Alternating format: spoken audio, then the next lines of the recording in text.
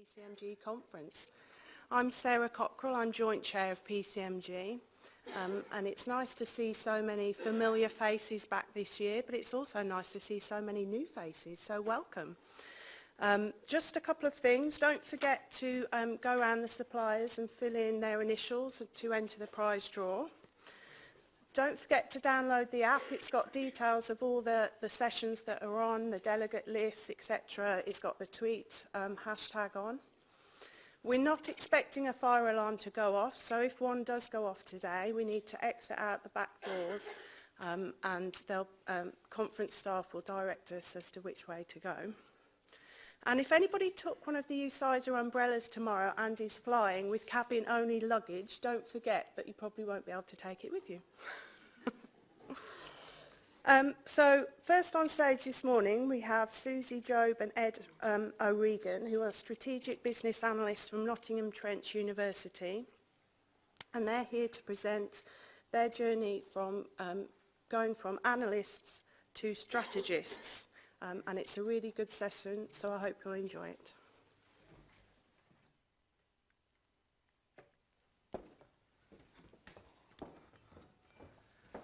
Hi. Good morning, everyone.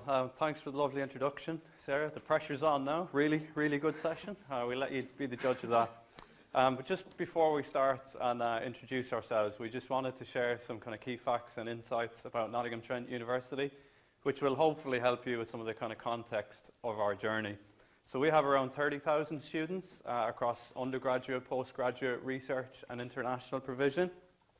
NTU has a collegiate structure, so we're organised into 3 colleges and we've got 8 schools who report into those colleges, and it's the schools who deliver the courses and the teaching and learning. We've got students and staff from over 150 countries, and we've got over 300 partner institutions across 50 countries.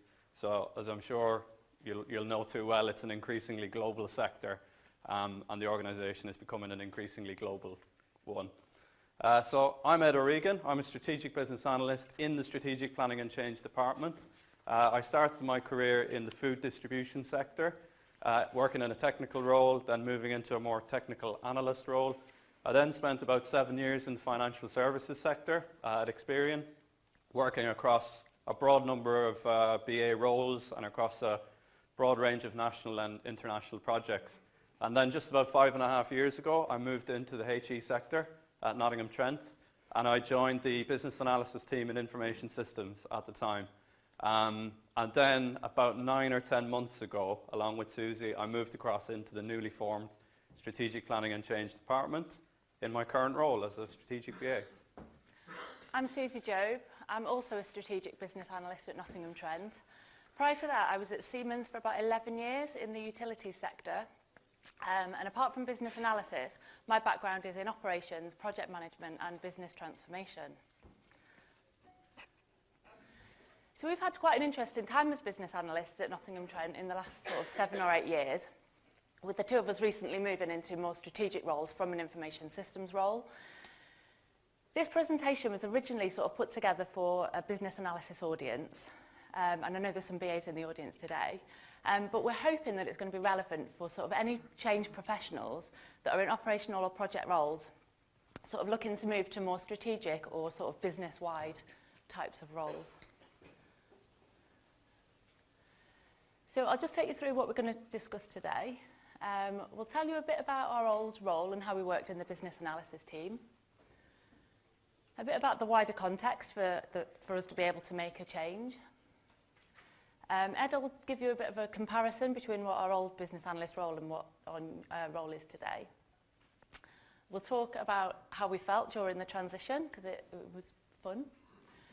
We'll give you some we'll give you some examples of some of the work that we're doing now, so hopefully it'll make a bit of sense. And then we've got some lessons learned at the end. So looking at this model, you could be forgiven for thinking that it's been quite a linear journey. It's been anything but. It's been quite fast at times it was really slow.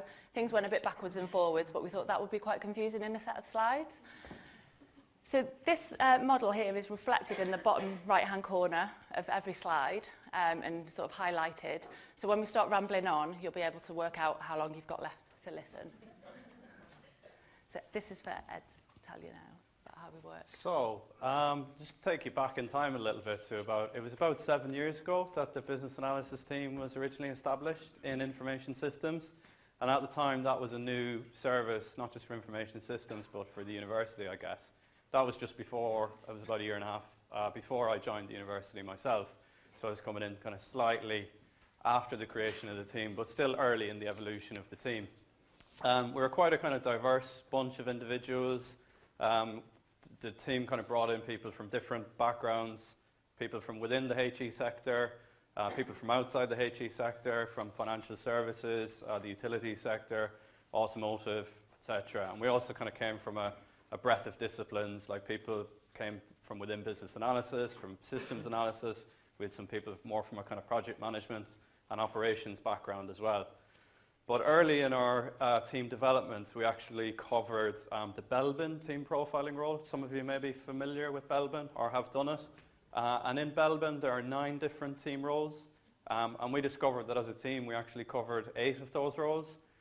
So I think we started to kind of recognize the breadth of the skills and capabilities that we could offer as a team quite early in our development.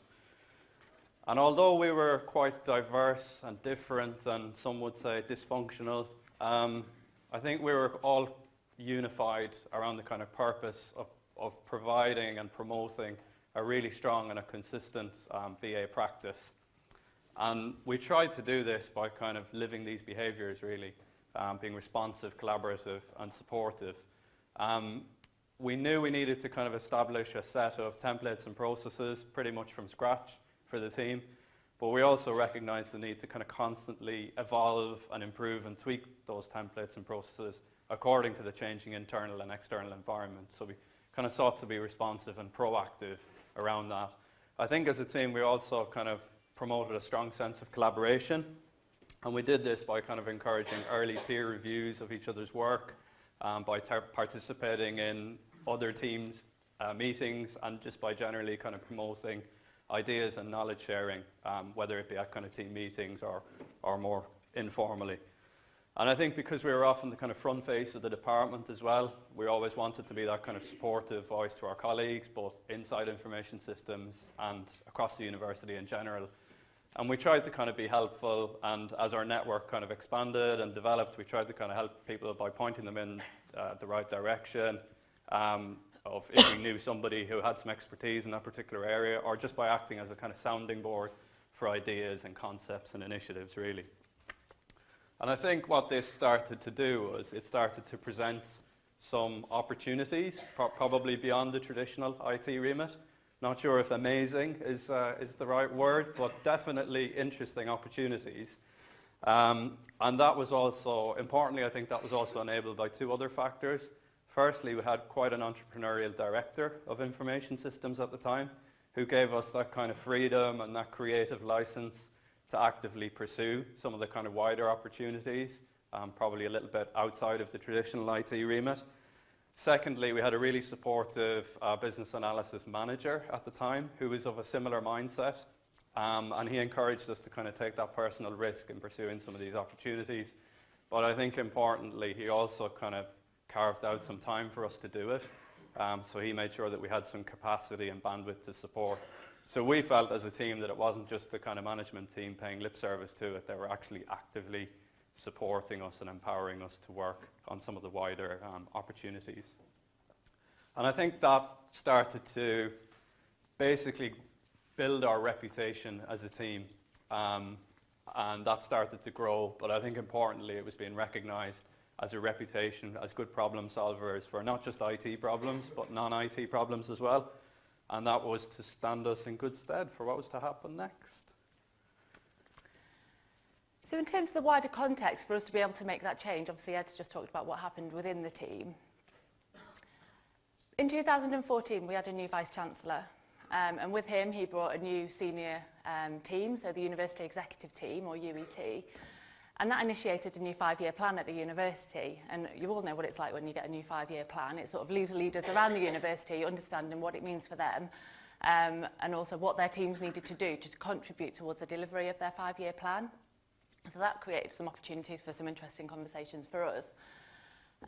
In terms of the sector, we all know that there's stuff going on all the time and we're all under increasing scrutiny with the Research Excellence Framework, the Teaching Excellence Framework, the Knowledge Exchange Framework and the National Student Survey, and there's all these measures that compare us to each other as institutions. There's also obviously new models of delivery with things like apprenticeships, which again is a change, and it creates change around the university. And then in the world, sort of advances in technology create expectations of a borderless world, and then things like Brexit obviously have an impact on the higher education sector, and we'll all find out what that looks like soon. But in summary, all of those changes in the sector and in the world create opportunities for people like us that work in sort of change professions, but you do have to make your own opportunities. So obviously, as Ed just described, the way we worked in our team meant that we sort of grew our reputation, and it also meant that we had a lot of requests for people who wanted to work with us. So they weren't just working with us as part of a process, and because they had to, as a tick in the box, oh yes, I've consulted a business analyst. They actually requested for us to help them start solving problems. And one example of this was our Vice-Chancellor specifically requested a business analyst to help him work on a huge piece of analysis which was called Size and Shape, which basically assessed every course in our portfolio against several measures, so things like market size, student satisfaction, student employability, against each other. So every course was assessed against these different measures. And that helped assess what the university's portfolio would look like going forward. So it was a huge piece of shaping work for a business analyst, but totally nothing to do with IT. So that was quite a good opportunity there. So again, in summary, we're sort of pushing the boundaries all the time, but still maintaining our role within the IT department. So we were still working on IS projects. This was all sort of extra stuff that we were doing in addition to our old role. So what that, like Ed just described, that sort of stood us in good stead for what happened next. So the university decided about 2 years ago, I think, to bring together several departments or several teams from around the university that looked at planning, that looked at change, and also, sort of worked with data and bring them together into one department. I know there's a few of you around in the room are going through a similar sort of process. I know also most universities do have a planning department. Not all of them include change, and certainly not all of them include business analysis. I know some do. So after a lovely recruitment process, Ed and I moved to the new Strategic Planning and Change Department. So this is obviously just a rough diagram of what we look like. We've got the Market Research and Insight team. So they look after our market data, obviously. They also administrate the National Student Survey and deal with the results that come out of there. We have the Planning and Intelligence team. They look at our student data, they look after that, and they also do our HESA returns, all the regulatory stuff, and the ILR return for FE and apprenticeships. We've got the academic planning team. So Ed just described we are in a collegiate structure at NTU, so we've got 3 colleges, and we now have a college, this is a new team, we have a college planning partner for each college, and they help the colleges work out what their 5-year plan should be. And then there's us, we sit over here in the business transformation team. So there's Ed and I as business analysts, and there's also a strategic change manager, and we have a strategic change officer, and then Owen Beer is our manager. The dotted lines all over the diagram basically indicate connectedness. So each team within our department has various different connections into different levels of senior management at the university. And all of those relationships obviously mean that you get different information from the different departments. So we're quite well connected around the university. But what this means down here is that we have to make sure that we're keeping each other up to date with everything that's going on so that we don't start duplicating effort in the department. And it's maintaining those networks both across the university and between each other in the team. So what's changed? So we've been in our new role about 9 months now. There it is, clicker's working. We've been in our new role about 9 months now. So I think we've had some kind of time and opportunity to reflect on similarities and differences between our old role in information systems and our new role in strategic planning and change. And we see the kind of skill set as definitely being broadly the same and a transferable set of skills, and definitely working as business analysts in IT gives you a really strong base to take that outside IT into a more strategic role. But I think we are starting to see some differences across some key areas. And I think this is where we see the most kind of marked set of differences. And we'll just talk a little bit about each of these three areas now. So stakeholders, I think in our old role in information systems, we would work across a wide variety of stakeholders, from subject matter experts up to management level, to technical people across the departments, and often up to the kind of university leadership team level, which is kind of the second highest level in the organisation effectively in terms of the business change management and sponsorship side. I think conversely, in our new role in strategic planning and change, it's the conversations start in a much more kind of fluid, less defined manner. It generally starts with a member of the university executive team, which is pretty much the highest level in the organisation. And it's then about kind of developing different options or concepts around that initiative. And it's often followed up with kind of the next level down, the ULT level, to implement that change idea or proposal. In terms of opportunities in information systems, it's very much a kind of a demand-driven thing. So it's somebody out there in the university asking for something generally related to technology, because that's the department that we sat in at the end of the day. And in order to kind of support that, we needed to know a certain level of knowledge about the kind of technology solutions themselves, but also about the kind of approaches to implementing the solutions and the methodologies that you would follow to implement those solutions. I think in the strategic BA space, again, it's much more kind of, seems to be much more proactive and fluid than that. And it's about, the conversation starts with the kind of relationships at the UET or the ULT level. And sometimes it's about kind of finding or discovering problems or opportunities that they didn't even kind of recognize they had. So it's kind of us acting as a sounding board for them to kind of help them with their thought processes, I guess, and their strategic thinking. And in order to support that, I think we've had to have develop quite a strong knowledge about approaches to implementing strategic change, so things like business models, but also we've had to kind of develop quite a broad knowledge about issues affecting the sector. So whether it be trends, policy issues, a certain relevance of knowledge around the technology as well. Not necessarily a deep knowledge at this stage, but quite a kind of a broad knowledge of those key issues affecting the sector. And finally, in terms of value, I think in our old role in information systems, the value is often associated with the kind of tangible set of outputs that you would deliver. So whether it be a business case or a benefits map at the pre-project stage, or a set of requirements early in the kind of project life cycle, it's about that kind of tangible output that the BA delivers at that stage of the project. In strategic BA land, it's much less associated with the tangible set of outputs, and it's about kind of working with those stakeholders to quickly understand their needs and support their thinking and their decision making. The more tangible output associated with that often results in a kind of a paper, a jointly created paper that goes to UET to support a decision or a recommendation about the next stage of the work. So we just wanted to introduce, clicker's jumping ahead. Just wanted to introduce this, it's third wave of business analysis. This is a little bit of a maturity model, I guess, for business analysis. And obviously it's specific, it's a little bit specific to business analysis, but we thought there's something in this actually for any change role or anyone in the kind of change profession.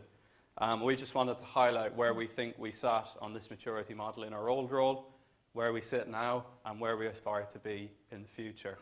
So I think, as I kind of described in information systems, we spend, purely from a resource allocation perspective, we spent roughly 80% of our time working on projects. So we would have spent a lot of time working on the kind of requirements, kind of supporting other project deliverables and acting as the kind of bridge between the business and IT, so that business translation piece. So we definitely did some stuff in the kind of pre-project space, but we would have been much more closely aligned to the kind of bridging stage, I think, of the maturity life cycle. I think in our current role, we're mainly allocated to kind of pre-project opportunities and initiatives. So we're spending a lot of time doing kind of more problem solving outside of projects, I guess, and strategy execution work. So we are starting to do some even less structured, less defined portfolio value delivery stuff, but I think we're more closely aligned to the challenging space at the moment. But as our kind of influence and our range of networks grows, I think we want to just continue to keep pushing the boundaries and push up more towards that influencing space. So that is, of course, a business analysis model, as I described, but we think there might be something in it as a kind of general kind of change model to think about the kind of value associated with different kind of change initiatives and indeed within different change teams. And speaking of change models, we've put a model together. You might have seen this already. It's pinned up on the wall outside, if it's still there, because it's quite heavy, so it might have fallen off already. The things on this model are the things that we've sort of described in this presentation. So they're the aspects or the elements that we think helped us move from an operational stroke project role into a more strategic business-wide role. There's our ways of working, responsive, collaborative and supportive, as I described earlier. Our freedom, and so which is our ability to work outside of our current role and how much time we're given for that. Our personal networks, so are we maintaining those links in with different people after we've finished working with them? The team reputation, so do people ask to work with you or do they just work with you as a tick in the box? And the sort of the types of work that we do, whether it's sort of portfolio value driving work or is it mainly project work. The idea is that if you're fives on this model, and we definitely weren't fives when we moved, so it's not, we're not perfect by any means, but if you're fives on the model, you're probably already working in a strategic role or you're definitely ready to. And obviously, the lower down you are, you might need to do some work or want to do some work if your aspiration is to work in a more strategic role. Like I say, we've printed this out because we did an interactive session in our previous conference, but we don't have time for that today. So we'd really welcome if you would come and talk to us in the foyer afterwards to sort of, if you want to reflect on whether you want to move into a more strategic role. So this is just a bit about how we felt during our transition process. As I described earlier, it certainly wasn't a linear process and it took quite a long time. So it was a year between finding out that business analysis was going to be part of the new team to us finding out that it was going to be 2 business analysts moving from the team of 6. Before that we didn't know. But Ed and I both knew that we wanted to do this sort of role anyway. So we were quite excited about the potential opportunity, but because it took such a long time, we obviously also felt quite impatient about that as well. We did feel quite conflicted because, as I described earlier, we sort of loved working in our old team. We were a bit of a dysfunctional team, but we did get on quite well. So the prospect of the 2 of us only moving over to the new department was quite sad. But in addition, both of us took some assignments with us.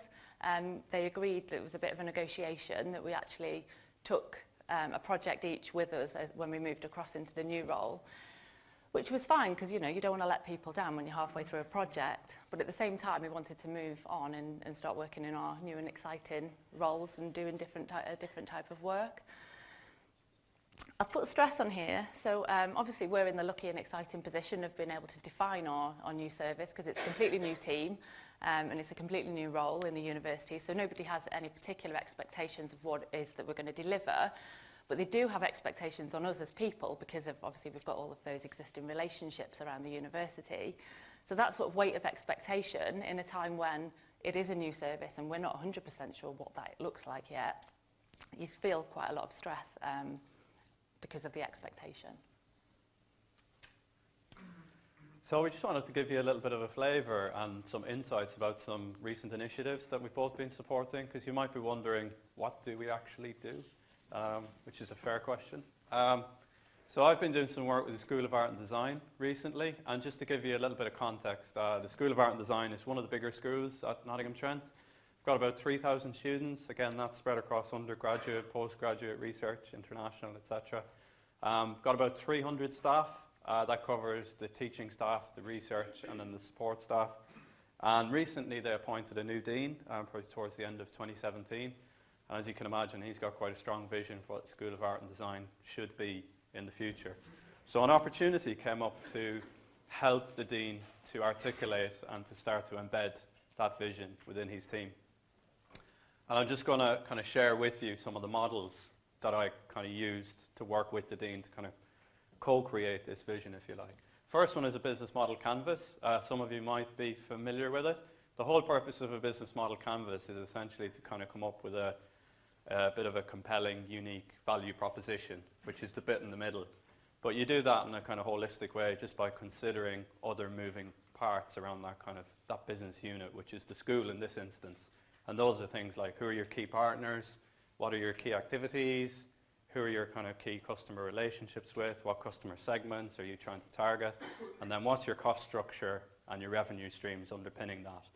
And I think the upshot of this for the school was that there was something about having a kind of a broader, more employable, more widely skilled graduates for the kind of digital creative industries, which doesn't sound particularly shocking or revealing as a kind of value proposition, but actually the school has started to really specialise in their course portfolio over the last couple of years, and I think they've started to lose sight of some of those kind of broader skills that are increasingly in demand in the creative industry.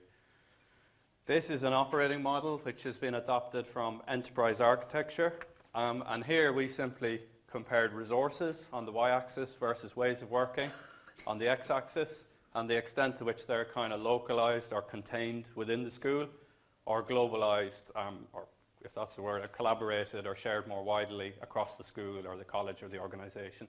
And when we talk about resources, we simply mean finance, research, technology, the estate. When we talk about ways of working, we simply mean the values, the cultures within the school, the systems, the kind of local practices and processes that they're following. And again, the upshot of this, I think, was that the Dean wanted to move. The school had been kind of operating in more of a kind of a diversification model because they'd really specialised and focused around their course portfolio. They're quite a unique school, they've got a strong brand, and I think the Dean didn't want to lose some of that uniqueness and that kind of distinctiveness around the way that they work and their core values, but actually wanted to collaborate and share much more widely across the resources, across the school and the wider university. So definitely was talking about kind of sharing modules across courses with the business school, for example, a much more collaborative approach to research and sharing of the estate and the facilities across the university. And lastly, this might well be a model that you recognise. This has actually been adopted from UCISA. So if there's anyone in the room who's helped to kind of work on this model as the capability model, I think it's a fantastic resource, and I've used it on a few initiatives. So thank you very much if you've helped to create this resource. But here we just looked at those kind of key capabilities and aspects of the student journey that would be affected or that would need to change in order to support a move towards a coordinated operating model and this kind of value proposition. And we went down to a slightly more level detail in this. This is just at the kind of highest level 0 of the capability model. Well, I think the key learnings for me around the kind of use and the application of these models with the Dean were two things really. And that was around, firstly, is the kind of need to translate the models into a language that the school can understand. So I think I deliberately stripped out all the kind of technical jargon around the models themselves, and that meant that we didn't have to waste time kind of explaining the models or the theory of the models. We could kind of get straight into, right, how can we apply these models to your situation, your context and your objectives. The second thing, I think, is the holistic nature of the model. So you notice they're all kind of models on a page, deliberately kind of roughly sketched out, and that's to get that kind of buy-in and co-creation aspect with the Dean. And it's also to kind of encourage that big picture thinking. So it's not about kind of getting lost in the detail at this stage. It's deliberately designed to be the kind of bigger picture thinking to help with his decision making.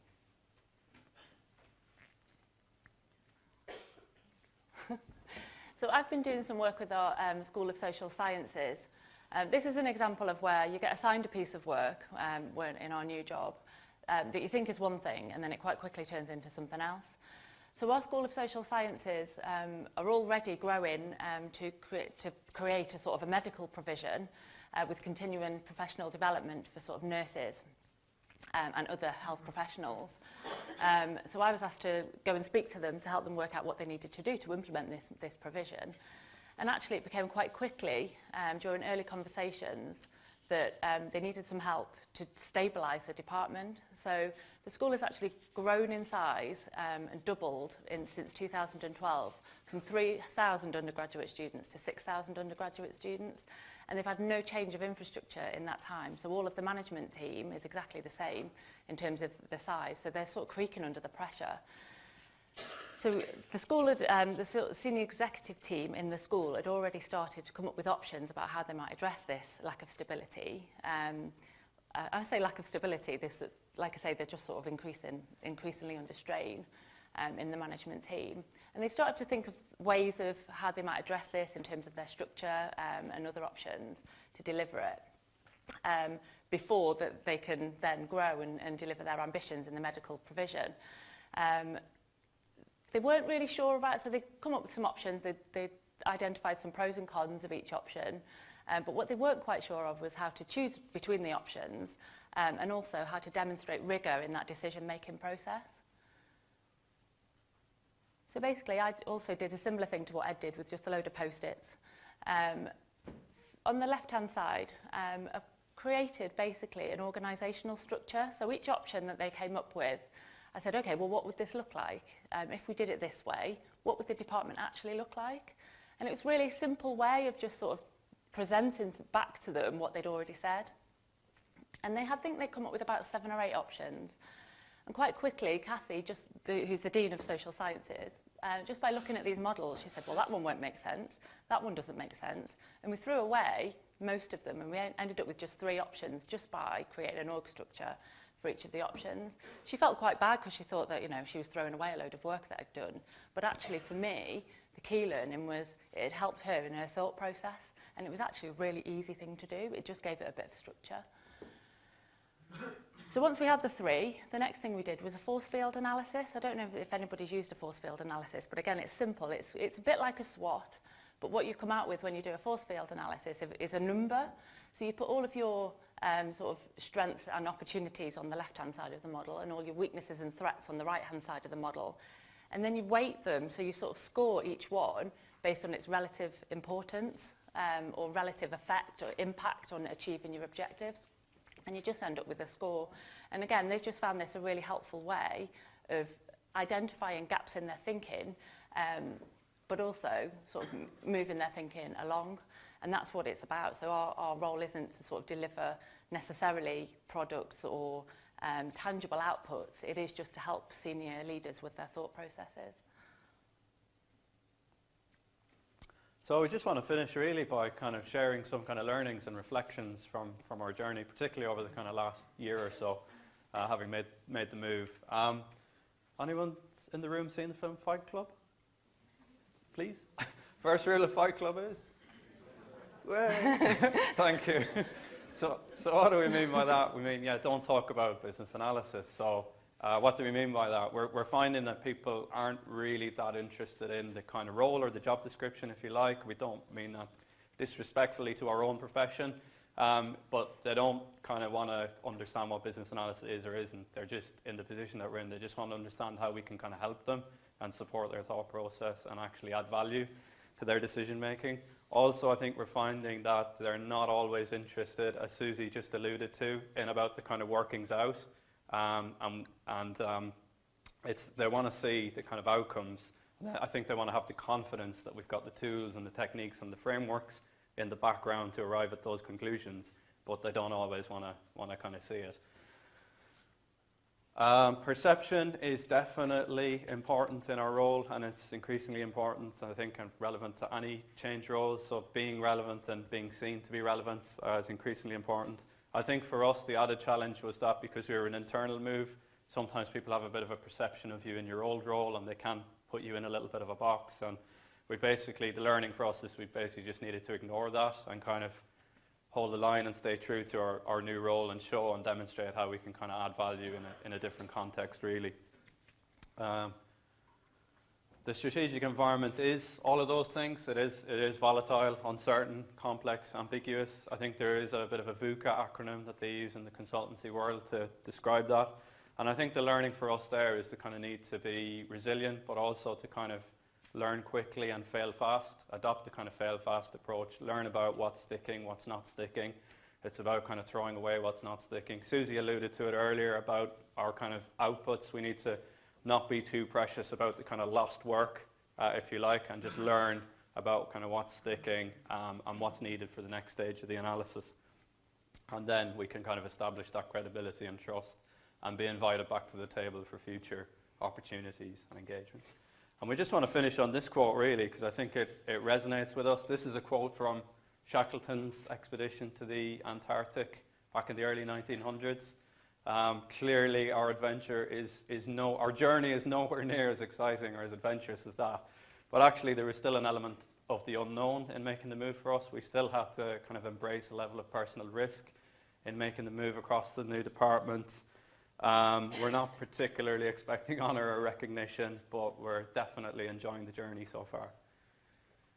So thank you very much for listening. We'd be...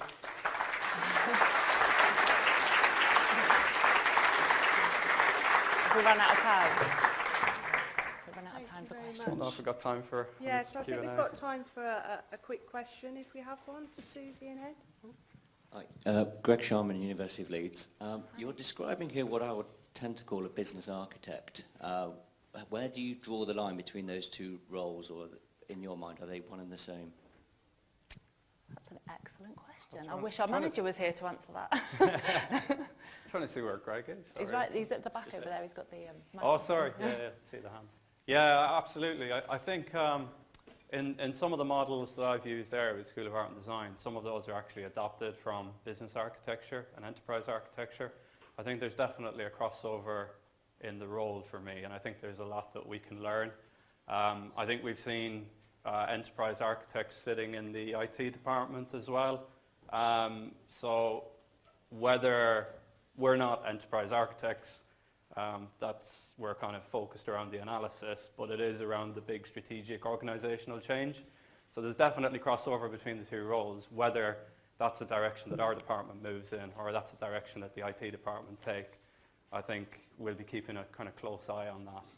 But there's definitely a lot we can learn from the enterprise architecture discipline, I think. Okay, one more question? Any more questions? Everyone's gone to No. sleep. Oh, okay, so once again, thank you very much to Ed and Susie.